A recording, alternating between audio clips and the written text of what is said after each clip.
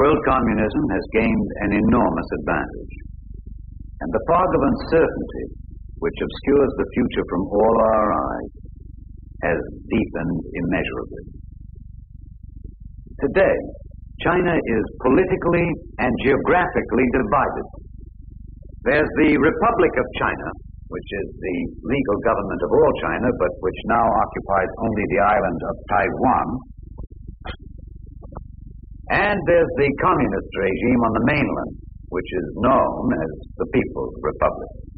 It's this vast area, Red China, to which we turn for our story. Its statistics alone are impressive. It's the second largest nation in the world, covering an area 1/3 larger than the continental United States. Its 650 million people give it 1/4 of the world's population.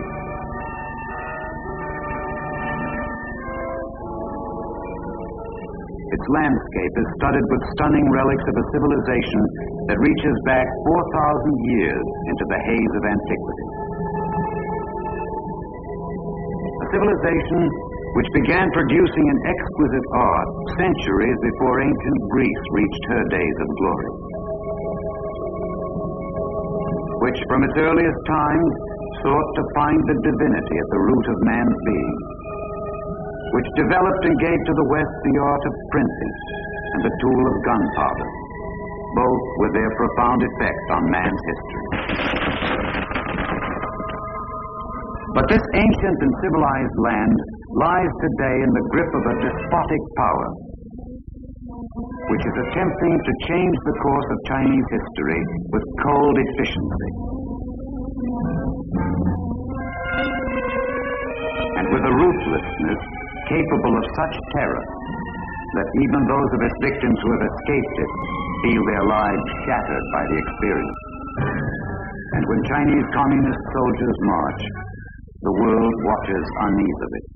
This is, in essence, the tragic story of China today. How did it come about?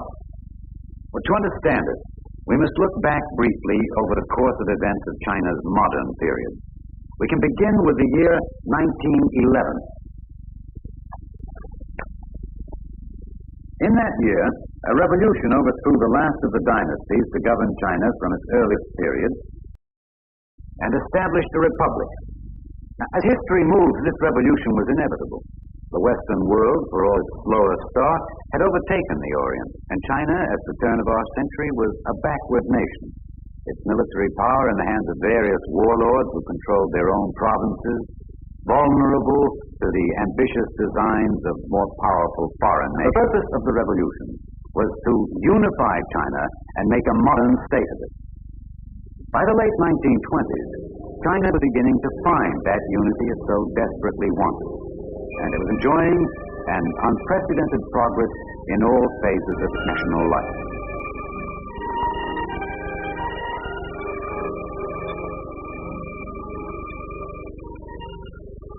The young republic was faced with fierce problems, however.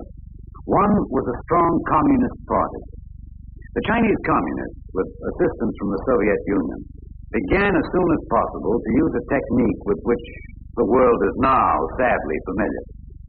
Create a united front, and begin more and more to usurp power, and finally take over completely.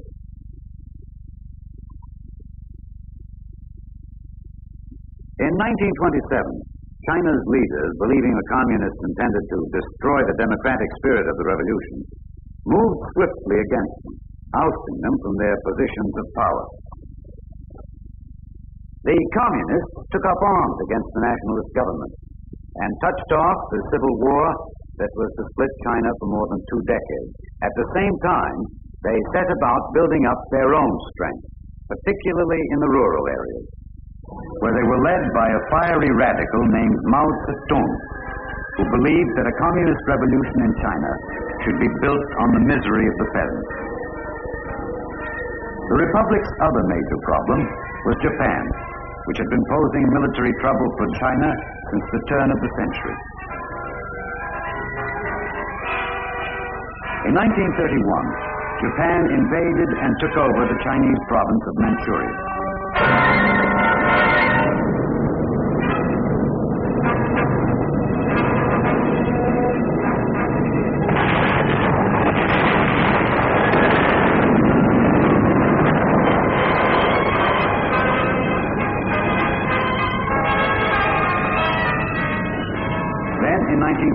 the Japanese launched an all-out attack against China proper.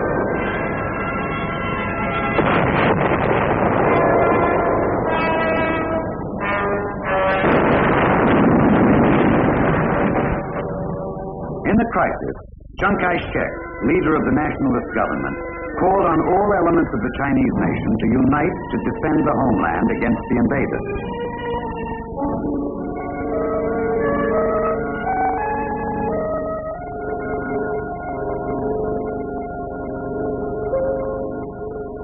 The communists responded, but with a double purpose, which suited their cause well. They used the occupation of the areas they controlled to expand their own power.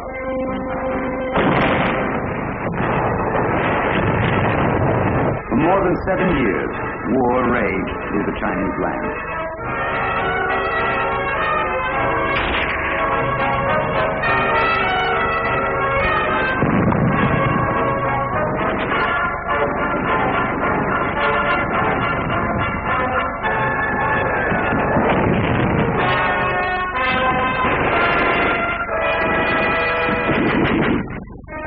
Peace came finally to China in the autumn of 1945.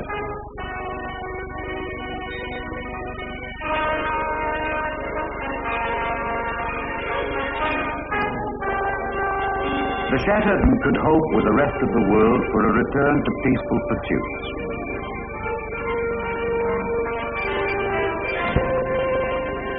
That hope was destined to be short-lived. Bitter problems faced China. Its cities were swollen with masses of suffering people whom the war had uprooted.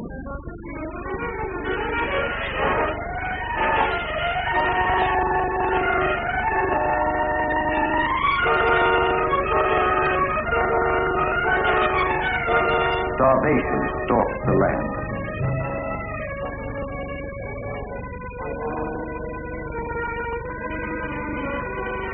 Inflation choked the already severely weakened economy.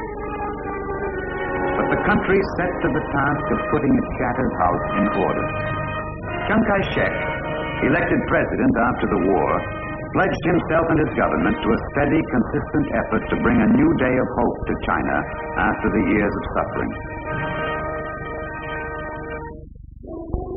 The communists, planning their campaign to take control of all China, knew they had to strike before the nation began to recover.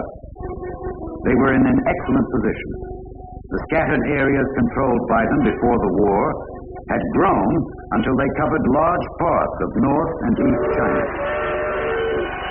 They moved first against Manchuria.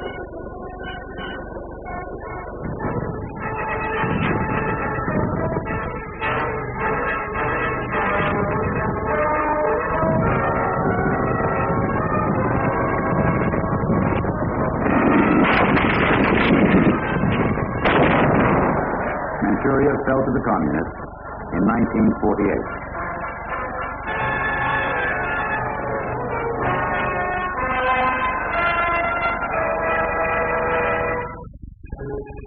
The United States, which had hoped for a strong and peaceful China to act as a stabilizing influence in the Far East, tried to bring about a reconciliation between the government and the communists.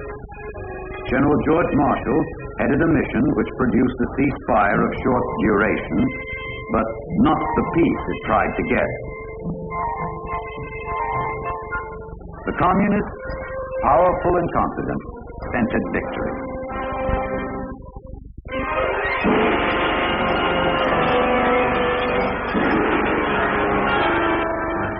They began their long march southward, and the unhappy land of China was again ripped open by war.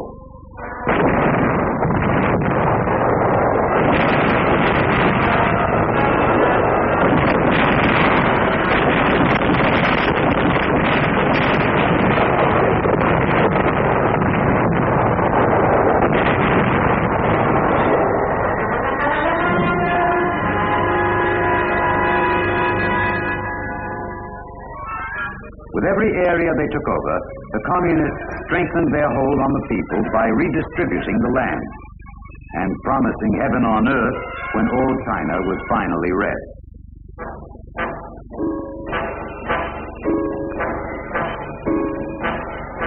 They gave other tokens, too. A foretaste of what the liberated peasants could expect along with land reform. Posters of Mao Zedong, Chinese Communist leader, to be displayed prominently in all occupied areas. Victory for the Communists came in 1949.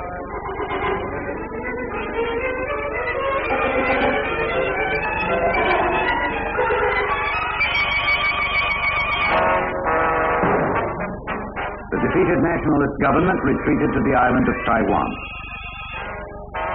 The entire Chinese mainland lay under communist rule.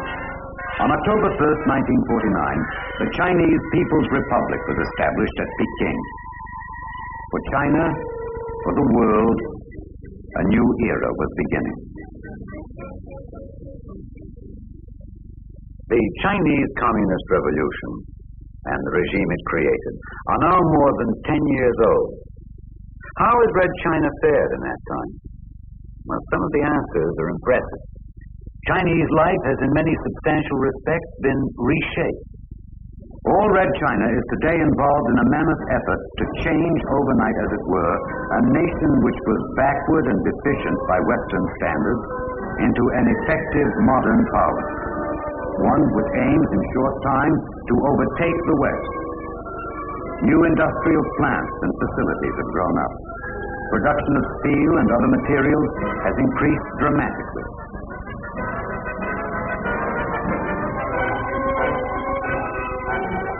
New railways have been built and existing facilities expanded.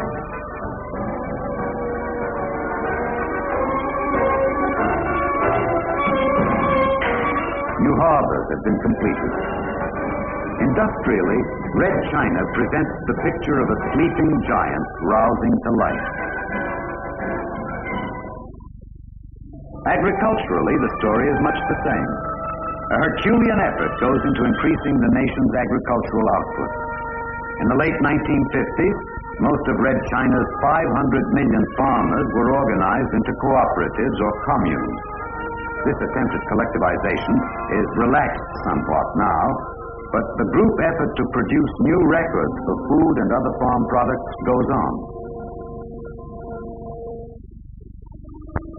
Education, designed both to eliminate illiteracy out of their plans.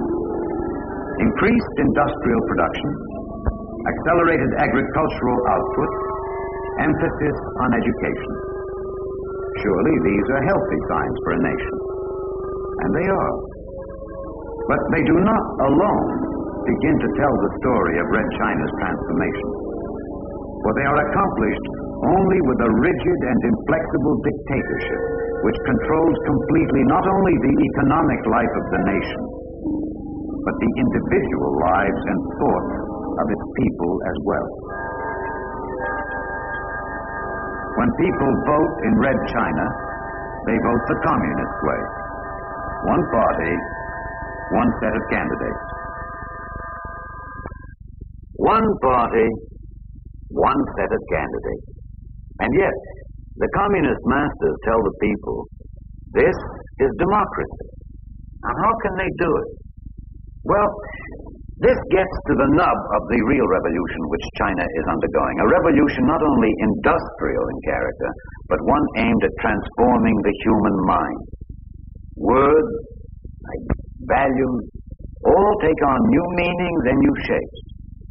Democracy means whatever the communist state decrees it to mean. Peace means victory for the Communist Party. An enemy of the people is anyone who does not believe wholeheartedly in the sanctity of the communist creed.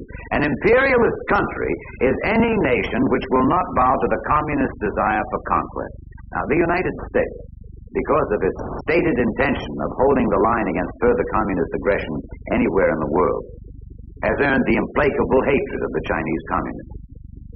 For more than a decade, they've drummed their hate America poison into the people with most effective results. Communism is best. Communism is best. Communism is best. Over and over and over, the Chinese mind is washed with this theme until it becomes the central fact of life. Indoctrination cannot begin early enough. The fruit of this revolutionary assault on the mind of a nation is, of course, allegiance, perfect and total allegiance to the state. No other loyalty can exceed it. Family ties, traditionally strong through China's history, are sharply broken. Religion is considered suspect. The individual's duty is to denounce anyone, father or stranger, friend or foe, suspected of hostility to the regime. The harsh cries of denunciation are as much a part of the sound of the new China as is the hum of industry.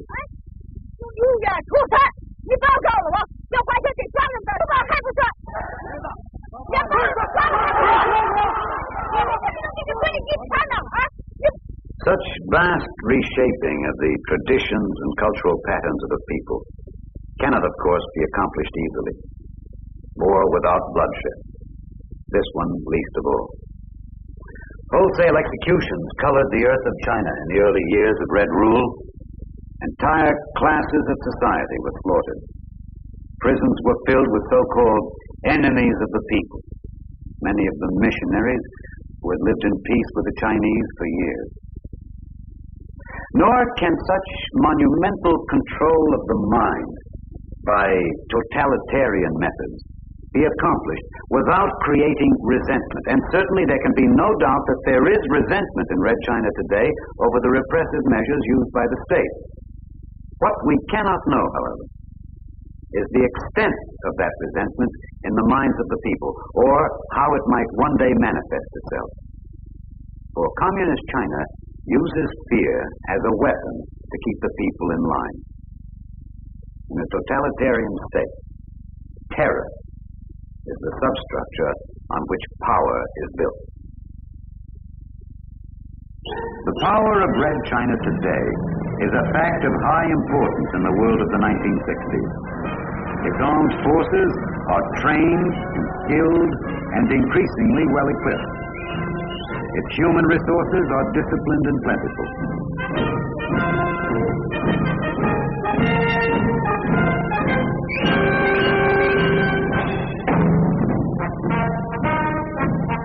And as its industrial might grows, so proportionately does its potential for waging war. Recent predictions are that Red China soon will have a missile capability. How will Red China use this growing military power? The record of its still young past is not reassuring to an anxious world. Its revolution had hardly ended when Communist China sent troops disguised as volunteers into Korea to fight against the United Nations. For this, the UN branded China an aggressor, a condemnation which still is in effect. More recently, in 1959, Red China shocked Asia and the world by violating an agreement with Tibet in which it had pledged to respect Tibet's autonomy, thus starting a chain of events which caused Tibet's religious leader, the Dalai Lama, to flee the communists and escape to India.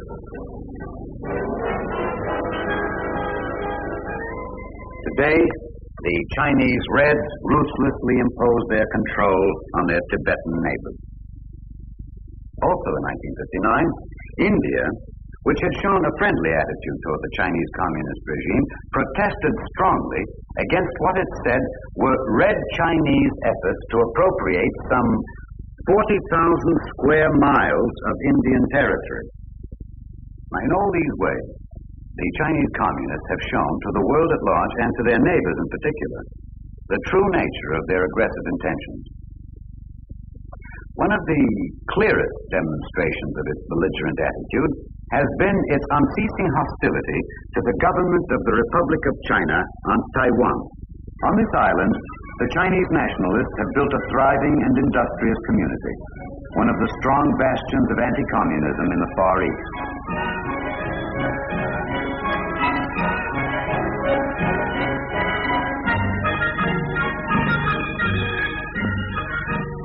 the dream of one day recapturing the Chinese mainland lives constantly in their minds.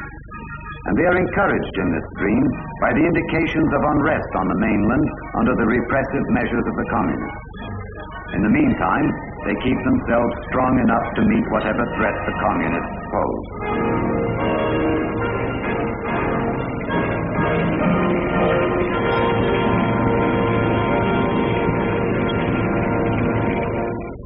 Since the end of the revolution, that threat has been constant. The communists have never deviated from their warning that they intend to invade Taiwan and claim it as their own. The United States position, which has been firmly voiced many times, is that such aggression would be a breach of the peace that could not be tolerated.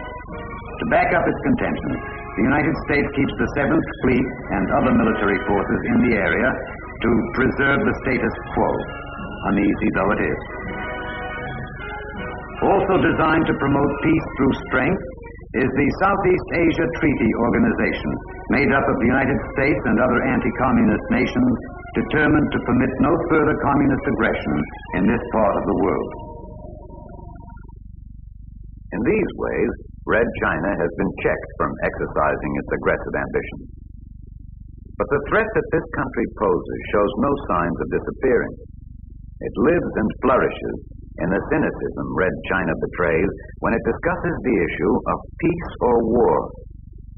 As it struggles to make itself the world's clearest model of the Marxist-Leninist state, it voices the Leninist belief that war is inevitable between the communist and non-communist nations.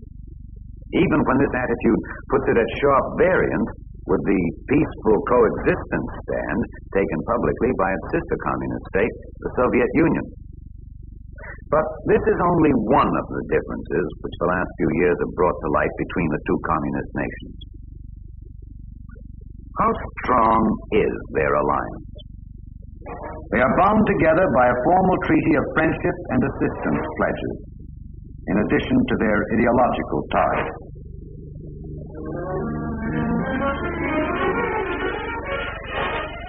Since the establishment of the Chinese Communist Republic, the Soviet Union has extended help in building up the nation, both economically and through the loan of technical experts. The Soviet Union has closely watched this giant grow. Some say she has watched with growing uneasiness. Red China's willingness to stake out an independent position, even when it means deviation from Moscow policy, might well be cause for Soviet alarm, particularly when the nation showing the independence is growing at an alarming rate and shares many miles of common borders. The possibility of a Red Chinese-Soviet split, however, would be dangerous indeed for the Western world to count on. The only safe assumption is that their alliance is firm and will remain so. Indeed, there's little ground for reasonable hope of any kind that communist China will change for the better in our time, that it will relax its belligerent attitude, that it will soften its repressive conditions, that its people will grow either dissatisfied enough or strong enough, or both, to overthrow it. We cannot assume any of these things. But perhaps all hope for the Chinese nation need not be buried forever. If we know anything as the result of our long adventure through the centuries, that the human spirit is resilient, and the human mind is hard to control when the spirit is anguished. Perhaps behind the cloud of oppression, churned up hate created by the communist regime, which obscures our view of the Chinese people today, there's still freedom, which is the ultimate hope for all humankind. But for the present, China's face reveals the dark tragedy which blights the crucial times in which we live.